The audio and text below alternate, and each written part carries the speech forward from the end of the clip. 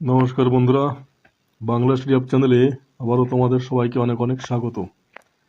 আজকের এই ভিডিওতে আমরা দেখব দশম শ্রেণীর ইতিহাসের তৃতীয় অধ্যায় থেকে 60টি অত্যন্ত গুরুত্বপূর্ণ ছোট প্রশ্ন বা এমসিকিউ প্রশ্ন। তাই তোমরা ভিডিওটি স্কিপ না করে পুরোপুরি দেখো। প্রথম প্রশ্ন, চুয়ার শব্দের সাধারণ অর্থ কী? সঠিক উত্তর হলো বর্বর নীচ জাতি। চুয়ার বিদ্রোহের প্রথম পর্ব কবে শুরু হয়েছিল? সঠিক উত্তর হলো 1767 থেকে 68 পর্যন্ত। মেদিনীপুর জেলায় চুয়ার বিদ্রোহের প্রধান নেত্রী কে ছিলেন?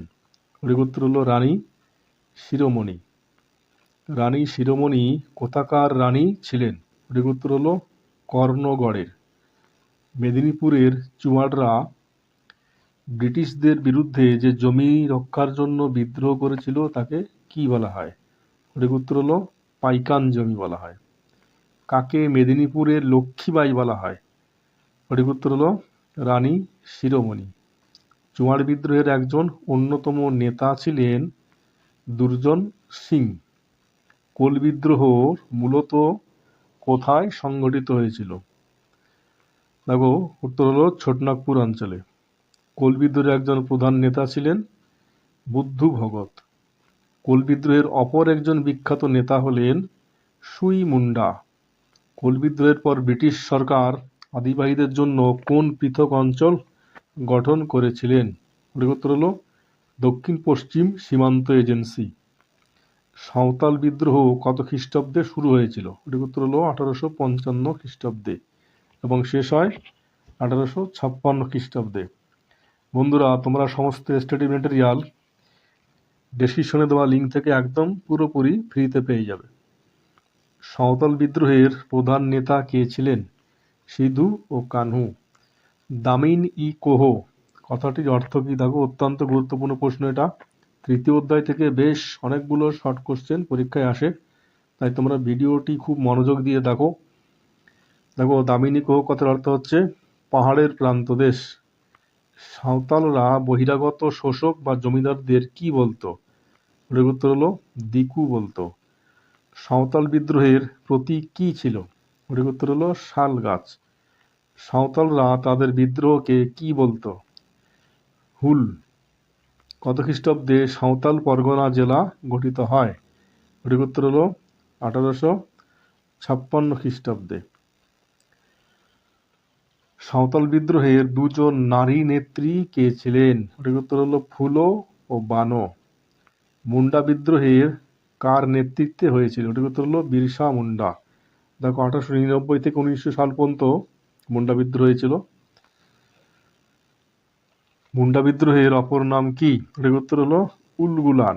উলগুলান শব্দের অর্থ কি? সঠিক উত্তর হলো প্রবল আলোড়ন বা ভয়ঙ্কর বিশৃঙ্খলা। মুন্ডা সমাজে প্রচলিত যৌথ ভূমির মালিকানা প্রথাকে কি বলা হতো? সঠিক উত্তর হলো খুঁতকাটি প্রথা। দেখো, প্রশ্নটা ঘুরিয়ে এসে কেউ দিতে পারে খুঁতকাটি প্রথা কি, তাই তোমার ভালো করে লক্ষ্য রাখো। বিরসা মুন্ডা নিজেকে কি বলে ঘোষণা করেছিলেন? ভগবানের দূত বা ধরতি আবা। বিরসা মুন্ডা কোথায় মারা যান? সঠিক উত্তর হলো রাঁচি জেলে।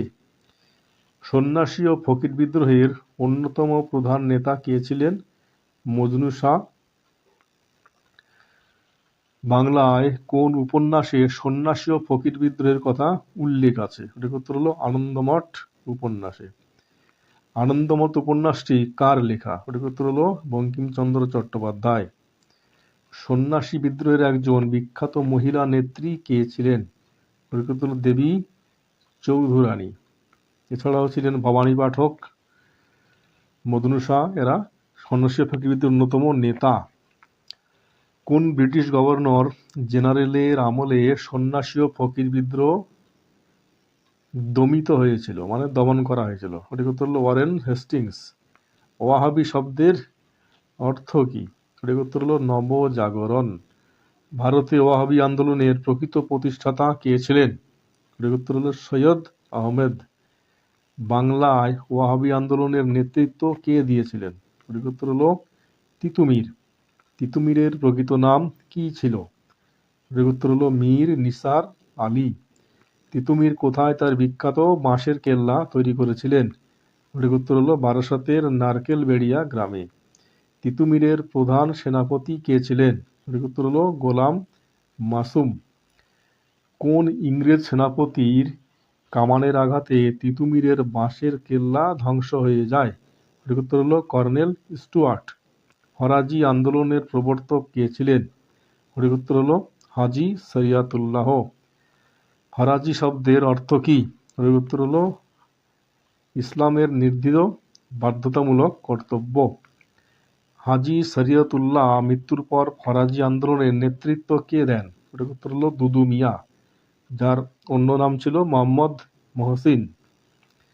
জমি আল্লাহর দান, তাই জমির ওপর কর বসানোর কোনো অধিকার কারণ নেই, এই উক্তিটি কার? সঠিক উত্তর হলো দুদু মিয়ার। পাগলাপন্থী সম্প্রদায়ের প্রতিষ্ঠাতা কে ছিলেন? করিম শাহ। পাগলাপন্থী বিদ্রোহের প্রধান নেতা কে ছিলেন? সঠিক উত্তর হলো টিপু শাহ। নীল বিদ্রোহ কবে শুরু হয়েছিল? সঠিক উত্তর হলো 1859 খ্রিস্টাব্দে। দেখো পরের প্রশ্ন, বাংলায় নীল বিদ্রোহের প্রথম সূচনা কোথায় হয়েছিল? সঠিক উত্তর হলো নদিয়া জেলার চৌগাছা গ্রামে। নীল বিদ্রোহের অন্যতম প্রধান দুই নেতা কারা ছিলেন? সঠিক উত্তর হলো দিগম্বর বিশ্বাস ও বিষ্ণুচরণ বিশ্বাস। কাকে বাংলার ওয়ার্ড টাইলার বলা হয়? সঠিক উত্তর হলো বিষ্ণুচরণ ও দিগম্বর বিশ্বাসকে। নীল চাষিদের পক্ষে কোন পত্রিকা সবচেয়ে জোরালো সওয়াল করেছিল? সঠিক উত্তর হলো হিন্দু পেট্রিয়ট পত্রিকা। হিন্দু পেট্রিয়ট পত্রিকার সম্পাদক কে ছিলেন? সঠিক উত্তর হলো হরিশ্চন্দ্র মুখোপাধ্যায়।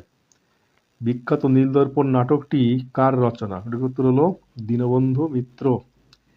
নীলদর্পণ নাটকটি ইংরেজিতে কে অনুবাদ করেছিলেন? সঠিক উত্তর হলো মাইকেল মধুসূদন দত্ত। কিন্তু বইটি প্রকাশক ছিলেন রেভারেন্ড জেমস লং সাহেব। বন্ধুরা, তোমরা ডেসক্রিপশনে দেওয়া লিঙ্ক থেকে সমস্ত স্টাডি ম্যাটেরিয়াল একদম ফ্রিতে পেয়ে যাবে। নীলদর্পণ নাটকটি ইংরেজিতে অনুবাদ প্রকাশ করার অপরাধে কার জেল ও জরিমানা হয়েছিল? সঠিক উত্তর হলো রেভারেন্ড জেমস লং এর। নীল কমিশন বা ইন্ডিগো কমিশন কত খ্রিস্টাব্দে গঠিত হয়? এটা 1860 খ্রিস্টাব্দে। নীল চাষিদের কাছ থেকে অগ্রিম অর্থ নেওয়াকে কি বলা হতো? দাদন বলা হতো। প্রশ্নটা ঘুরিয়ে দিতে পারে, দাদন কাকে বলে? তখন তোমরা ওটা লিখে দেবে উল্টো করে। ভিল বিদ্রোহ বা 1819 খ্রিস্টাব্দে এটা কোথায় সংঘটিত হয়েছিল? সঠিক উত্তর হলো পশ্চিমঘাট পর্বতের পাদদেশে খানদেশ অঞ্চলে। ভিল বিদ্রোহের একজন নেতার নাম লেখো। সঠিক উত্তর হচ্ছে সেওয়ারাম। কোল বিদ্রোহ এবং সাঁওতাল বিদ্রোহের মধ্যবর্তী সময়ে কোন বিদ্রোহ হয়েছিল? এটা ভূমিজ বিদ্রোহ। এর নেতা ছিলেন গঙ্গা নারায়ণ সিংহ। ভারতে প্রথম অরণ্য আইন পাশ হয় কত খ্রিস্টাব্দে? সঠিক উত্তর হলো 1865 খ্রিস্টাব্দে। ভারতে 1878 খ্রিস্টাব্দে অরণ্য আইনকে কয়টি স্তরে ভাগ করা হয়? 3টি স্তরে ভাগ করা হয়। দেখো ভারতে মোট দুবার ব্রিটিশ আমলে দুটো অরণ্য আইন পাশ হয়েছিল। 1865 প্রথম অরণ্য আইন ও 1878 দ্বিতীয় অরণ্য আইন।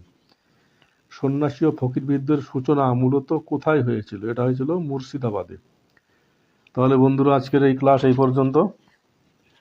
ভিডিওটি ভালো লাগলে লাইক, কমেন্ট ও শেয়ার করো, এবং এইরকম আরও ভিডিও পাওয়ার জন্য এবং পরীক্ষা প্রস্তুতির জন্য তোমরা চ্যানেলটি অবশ্যই সাবস্ক্রাইব করে রাখো।